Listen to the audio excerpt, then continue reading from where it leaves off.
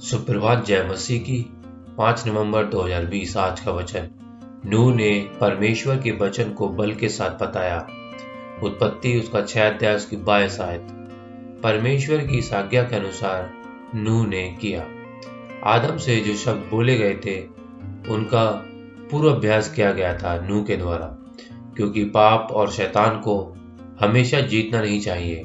परमेश्वर से डरने वालों के लिए विजय होनी थी।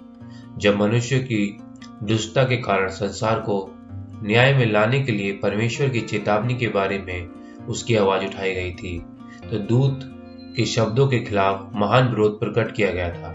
हालांकि विपक्ष पूरी तरह से संसार भर में नहीं था।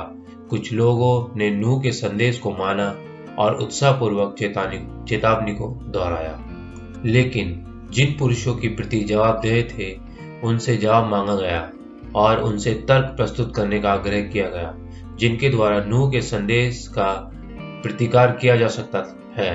और जैसा कि दुनिया शांति में थी और बुराई के राजकुमार के साथ युद्ध में नहीं थी, वे इस प्रकार परमेश्वर के साथ रहना और उम्र के दार्शनिकों को सुनने के लिए किसी भी बहाने से खुश थे, जिन्होंने इस तरह की असमता को प्रस्तुत किया। नूह की भविष्यवाणी के अनुसार प्रकृति की शक्तियों में परिवर्तन हो रहा है।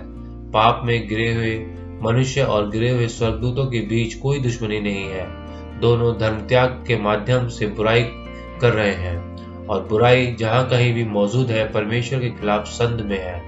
पापी पुरुष और नीचे गिरा स्वर्गदूत परमेश्वर को स्वर्गीय सिंहासन से उतारने के लिए एकजुट हुए हैं। इस प्रकार यह था कि इस दुनिया के बुद्धिमान लोगों ने विज्ञान और प्रकृति के निश्चित नियमों की बात की और घोषणा की कि इन कानूनों में कोई विविधता नहीं हो सकती, और यह कि नूह का यह संदेश संभवतः सत्य नहीं हो सकता।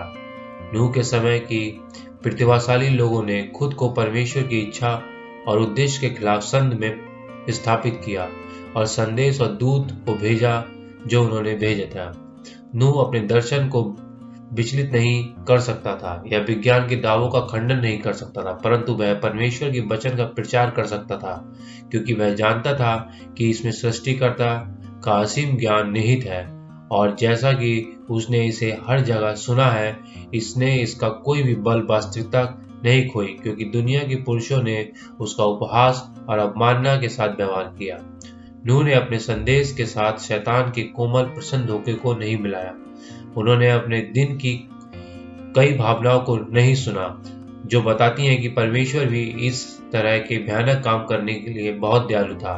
कई लोगों ने कहा कि परमेश्वर दुष्टों को सुधारने का एक और मौका प्रदान करेंगे, लेकिन नूह ने उन्हें कमजोर करने की आशा नहीं दी।